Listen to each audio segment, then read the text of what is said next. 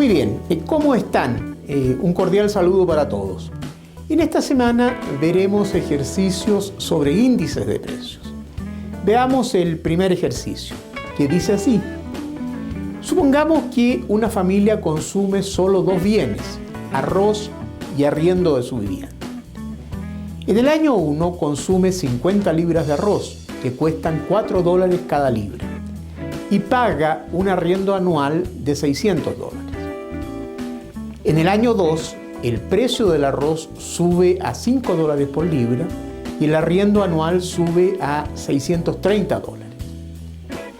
La primera pregunta que nos formulan es ¿cuál es la variación general de los precios del índice de precio al consumidor entre el año 1 y el año 2? ¿Cuál es la tasa de inflación del año 2? Es la segunda pregunta. El ejercicio trata de analizar el concepto de índice de precios, su medición y variación. Los índices de precios tratan de medir el precio de una canasta de bienes y sus variaciones. En el ejercicio tenemos la canasta de consumo de una familia que consume solo dos bienes, arroz en una cantidad de 50 libras al año y arriendo de una vivienda en una cantidad de un arriendo por año. Veamos la solución del primer ejercicio. La canasta es la misma en los 2 años. Lo único que varía de un año a otro son los precios. Por lo tanto, si medimos la variación porcentual del valor de la canasta entre el año 1 y el año 2, tendremos la variación porcentual de los precios. Vemos que entre el año 1 y el año 2, el valor de la canasta pasó de $800 a $880, tal como se muestra en pantalla. Es decir, subió en un 10%. Podemos decir entonces que los precios se elevaron en un 10%, que es un promedio ponderado entre el alza del arroz, que fue de 25%, de $4 por libra a $5 por libra, y del arriendo, que subió un 5%, entre 600 y 630. La ponderación es el peso de cada bien en el valor de la canasta. En términos de fórmulas, la variación general de los precios entre el año 1 y el año 2 es la variación porcentual entre 880, que es el valor de la canasta en el año 2, y $800, que es el valor de la canasta en el año 1. Es decir, es 880 menos 800 dividido 800 y multiplicado por 100, lo que nos entrega un 10% de variación. El índice de precios, en este caso, índice de precios al consumidor, ya que estamos hablando de la canasta de consumo de una familia, se calcula asignándole el valor 100 al valor de la canasta en el año base. Es decir, le asignamos 100 a el valor de 800. Y por regla de 3, obtenemos el valor del índice para el año 2. Quedaría 100 por 880 dividido 800 igual 110.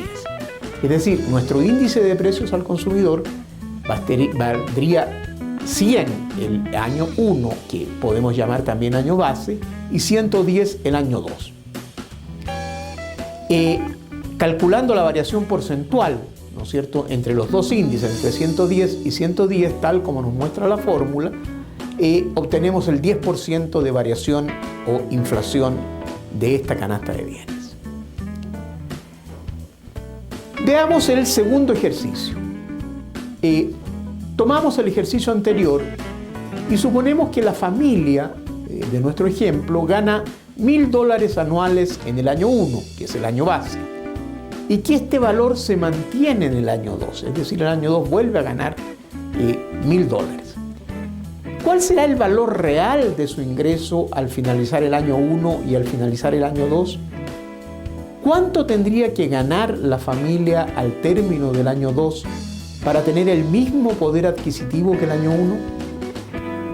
El ejercicio introduce el concepto de valor real del ingreso. Veamos la solución del segundo ejercicio. El valor real del ingreso o ingreso real es el poder adquisitivo del ingreso, es decir, es el ingreso nominal descontado el aumento de los precios. En términos de fórmulas, es igual al ingreso nominal de un año dividido por el IPC de ese mismo año y multiplicado por 100. Para el primer año, dado que el IPC es 100, el ingreso nominal es igual al real. Esto es el ingreso nominal dividido por 100, dividido por el IPC, que es 100, y multiplicado por 100, se nos eliminan y nos queda el ingreso nominal, que es igual al real. En el segundo año, el índice de precios sube a 110 y por lo tanto el ingreso real o poder adquisitivo del ingreso disminuye a 909,09, tal como se ve en la pantalla, debido al alza de los precios. Para que el ingreso real se mantenga constante en los mismos 1000 del año 1, el ingreso nominal debería subir para compensar el aumento de los precios. Tal como se ve en pantalla, aplicando la fórmula, el ingreso nominal debería subir un 10%, lo mismo que los precios, y alcanzar los $1.100, con lo que tendríamos un ingreso real de 1000, es decir, 1100 dividido 110 multiplicado por 100 nos dan los mismos 1000 del año 1. Veamos el tercer ejercicio.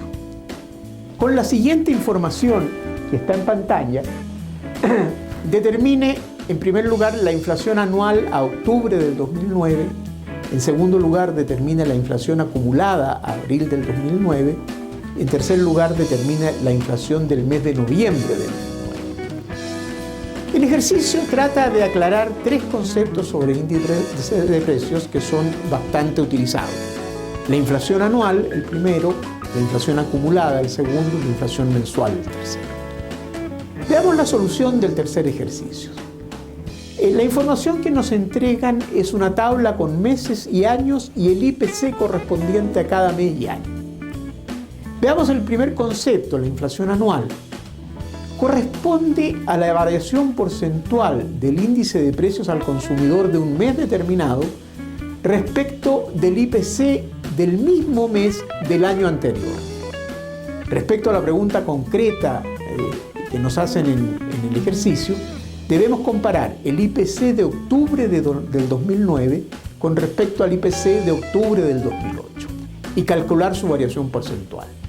Tal como se ve en pantalla, esa variación porcentual es de 3,50%, o lo que es lo mismo, una inflación anual por ese monto. El segundo concepto es el de inflación acumulada. Se obtiene de la variación porcentual entre el IPC del mes que se está analizando respecto del IPC del mes de diciembre anterior. Es lo que lleva acumulada la inflación en el año. Si tomamos la segunda pregunta del ejercicio, la inflación acumulada a abril del 2009 es la variación porcentual del IPC de abril del 2009 respecto del IPC de diciembre del 2008. Aplicando la fórmula, entrega una inflación acumulada de 2,94%. Nos diría que en el año 2009, al mes de abril, la inflación ya lleva acumulado un 2,94%. Finalmente, el tercer concepto es el de inflación mensual.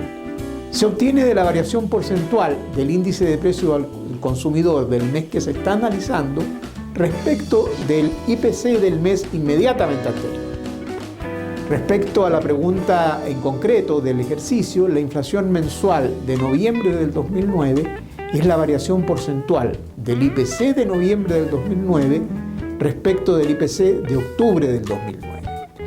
Aplicando la fórmula nos da una inflación de 0,33%.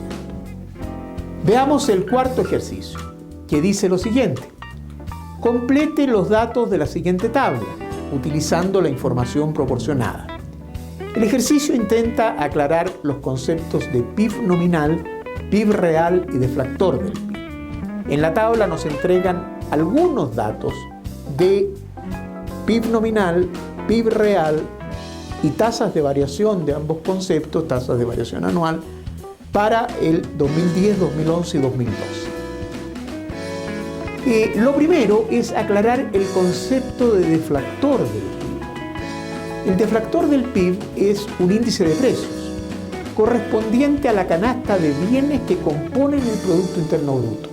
Bienes de consumo, bienes de inversión, bienes que compra el gobierno, exportaciones, importaciones.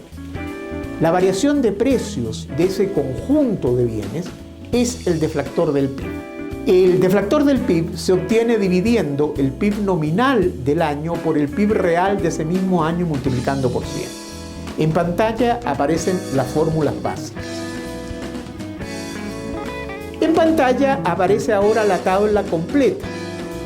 El PIB nominal del 2010 es igual al PIB real del 2010 multiplicado por el deflactor del Producto Interno Bruto y dividido por 100. El PIB real del 2011 se obtiene aplicando a los valores que obtenemos para el 2010 las tasas de crecimiento que nos muestra la tabla. El deflactor se obtiene dividiendo el PIB nominal por el PIB real. Es de notar que como la tasa de crecimiento del PIB real es mayor que la del PIB nominal, el deflactor del PIB para el 2011, para el año 2011, es menor que en el año 2010, lo que significa un decrecimiento de los precios. Por ejemplo, yéndonos a un caso concreto, en el año 2015, muy probablemente el deflactor del PIB del Ecuador sea menor que en el año 2014 por la caída de los precios del petróleo, que va a afectar al deflactor del PIB. Finalmente, el PIB nominal del 2012 es igual al PIB real del 2012, multiplicado por el deflactor dividido para 100. Teniendo el PIB real y nominal, se puede obtener las tasas de variación de ambos conceptos para el 2012. Con esto terminaríamos los ejercicios de índices de precios. Muchas gracias.